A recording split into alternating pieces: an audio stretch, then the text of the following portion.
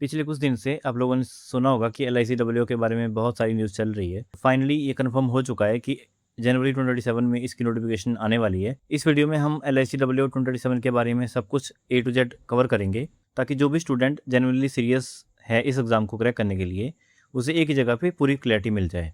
इस वीडियो में हम देखेंगे LICW का एज क्राइटेरिया, सैलरी स्ट्रक्चर क्या है, एजुकेशनल क्वालिफिकेशन इसके लिए क्या चाहिए और मोस्ट इंपॉर्टेंट थिंग, इसमें कितनी वैकेंसीज आने वाली है। ठीक है, तो वीडियो को एंड तक देखना। अगर आपको कोई डाउट है तो आप टेलीग्राम पे DM कर सकते हैं। व्हाट्सएप और टेलीग्राम चैनल के लिंक मैंने डिस्क्रिप्शन में दे दिए हैं। तो स्टार्ट करते हैं। पहले हम इसका एज क्राइटेरिया देख लेते हैं। तो इसमें मिनिमम एज 21 ईयर्स है और मैक्सिमम एज इसमें 30 ईयर्स है। ठीक है, अगर आप 21 ईयर्स के हैं तो आप इसमें अप्लाई कर सकते हैं और मैक्सिमम एज इसमें 30 ईयर्स रखी गई है। इसके साथ ही इसमें एज रिलैक्सेशन आपको देखने को मिल जाएगी। SC/ST के लिए 5 ईयर्स का रिलैक्सेशन है। OBC के लिए आपको 3 ईयर्स का रिलैक्सेशन देखने को मिल जाएगा।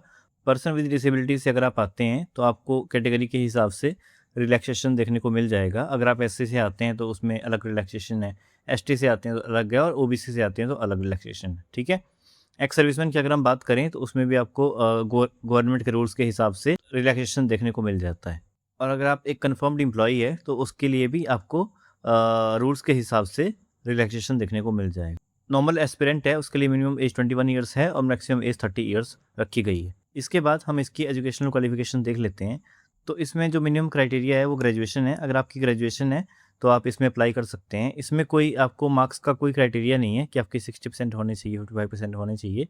नॉर्मल ग्रेजुएशन आपसे मांगी गई है। अगर आपकी है तो आप इसमें अप्लाई कर सकते हैं। ठीक है, उसके बाद स्पेशलिस्ट पोस्ट भी आती है LIC में, जिसकी अभी कोई इन्फॉर्मेशन नहीं है, लेकिन अगर आपकी इसकी नोटिफिकेशन आती है तो रेलिवेंट एक्सपीरियंस होना चाहिए प्रोफेशनल पोस्ट के लिए। वो आप लास्ट ईयर की नोटिफिकेशन जो आई थी उसमें आप देख सकते हैं। तो सबसे बड़ी बात, अगर आप फ्रेश ग्रेजुएट्स हैं तो आपके लिए बहुत अच्छी अपॉर्चुनिटी है। आप अच्छे से प्रिपेयर करेंगे तो आप इस एग्ज़ाम को क्रैक कर सकते हैं। अभी सिलेक्शन प्रोसेस के बारे में देख लेते हैं। सबसे पहले इसमें फेज़ 1 होता है, इसको हम प्रीलिम्स बोलते हैं। उसको क्लियर करने के बाद आप फेज़ 2 में जाते हैं, जिसको आप मेंस बोलते हैं। ठीक है, उसके बाद इंटरव्यू, फिर फाइनल सिलेक्शन हो जाती है। जो प्रीलिम्स होता है वो सिर्फ क्वालिफाइंग होता है, उसके जो मार्क्स है वो काउंटर नहीं होते फाइनल सिलेक्शन में। लेकिन जो मेंस होता है और इंटरव्यू होता है, इन दोनों के मार्क्स जुड़ते हैं, उसके बाद आपकी फाइनल मेरिट बनती है। जब आपकी फाइनल सिलेक्शन हो जाती है उसके बाद आपका मेडिकल और डॉक्यूमेंट वेरिफिकेशन होती है और उसके बाद आपको ज्वाइनिंग लेटर मिल जाता है। ठीक है, अभी हम डिटेल में देखते हैं एग्जाम पैटर्न इसका। सबसे पहले हम प्रीलिम्स के बारे में देख लेते हैं। तो देखो, अगर आप बैंकिंग एस्पिरेंट हो तो LIC का जो एग्ज़ाम स्ट्रक्चर है थोड़ा सा अलग होता है बैंकिंग एग्ज़ाम से।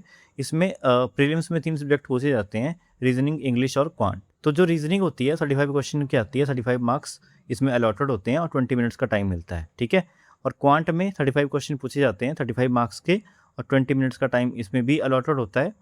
और इंग्लिश में 30 क्वेश्चन पूछे जाते हैं, 30 मार्क्स के और 20 मिनट आपको इसमें भी टाइम मिलता है। लेकिन अभी यहाँ पे कैच है, जो इंग्लिश होती है इसमें सिर्फ क्वालिफाइंग होती है, आपको सिर्फ क्वालिफाई ही करनी होती है। इसके जो मार्क्स है वो प्रीलिम्स के कट ऑफ में शो नहीं होते आपको। जो कट ऑफ होती है वो 70 में से जाती है। ठीक है, यानी कि जैसे नॉर्मल बैंकिंग एग्जाम्स में 100 में से कट ऑफ जाती है, इसमें सिर्फ 70 से जाती है। जो इंग्लिश है वो सिर्फ आपने क्वालिफाई करनी होती है।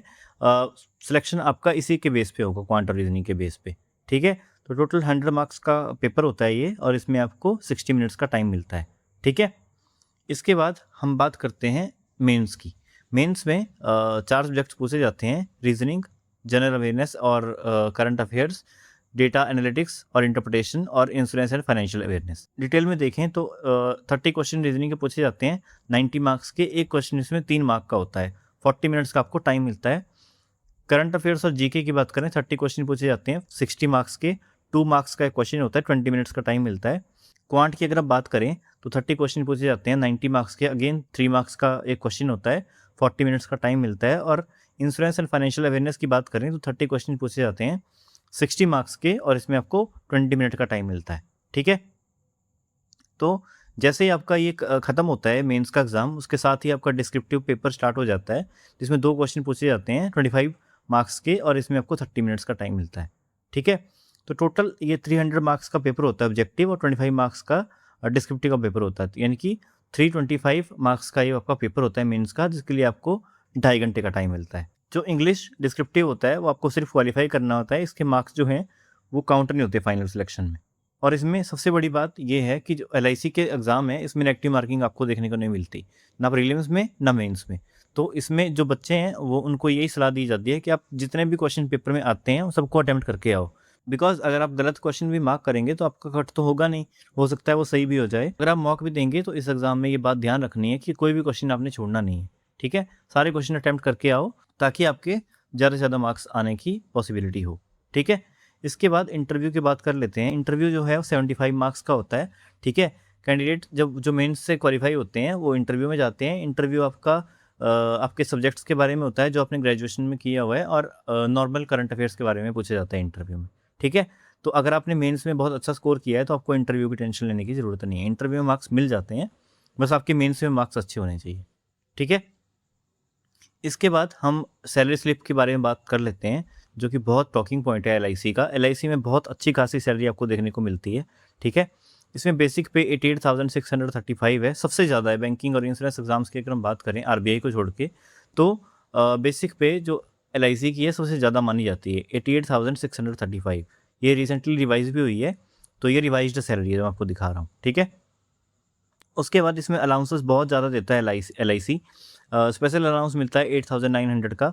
उसका डीएनएस अलाउंस मिलता है, हाउस रेंट अलाउंस मिलता है, सिटी कंपनसेटरी अलाउंस मिलता है, ट्रांसपोर्ट अलाउंस मिलता है। और उसके बाद अगर आपकी ग्रॉस सैलरी हम देखें तो 1,29,454 बनती है एक नॉर्मल सिटी की, ठीक है।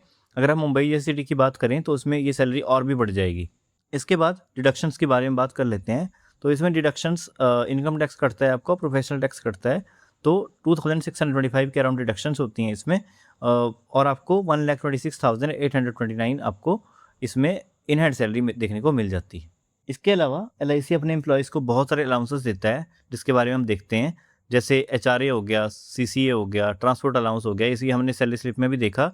इसके अलावा स्पेशल अलाउंस होता है, स्पेशल एरिया अलाउंस होता है, medical benefits, education benefit, accidental insurance होती है। क्योंकि ये इंश्योरेंस की पोस्ट है तो इसमें इंश्योरेंस एम्प्लॉयज़ को बहुत अच्छी खासी मिलती है, ठीक है। पीएफ एंड ग्रेचुइटी हो गया, स्टाफ एडवांस हो गए। उसके बाद हिली एरियाज़ में अगर आपकी पोस्टिंग है तो हिल अलाउंस हो गया, टीएडी हो गया, LTC, group insurance, leave encashment, housing benefit और अदर एलिजिबल बेनिफिट जो भी होते हैं वो अपने एम्प्लॉयज़ को एलआईसी देता है। अगर वैकेंसीज़ के बारे में बात करें तो वैकेंसीज इस बार इसमें 500 और 550 के अराउंड आने की चांसेस है। अगर स्पेशलिस्ट पोस्ट के लिए भी आती है तो उसमें 600 या 700 के अराउंड आपको वैकेंसीज देखने को मिल जाएंगी। लेकिन जर्नलिस्ट की अगर मैं बात करूं तो 500 के अराउंड इसमें इस बार वैकेंसीज आने की संभावना है, ठीक है। तो आई होप मैंने सब कुछ डिस्कस कर लिया है। अगर आपको फिर भी कोई डाउट है तो आप टेलीग्राम पे डीएम कर सकते हैं, आपको उसका रिप्लाई मिल जाएगा। आप वीडियो के नीचे भी कमेंट कर सकते हैं, उसमें भी आपको रिप्लाई मिल जाएगा, ठीक है। Thank you so much.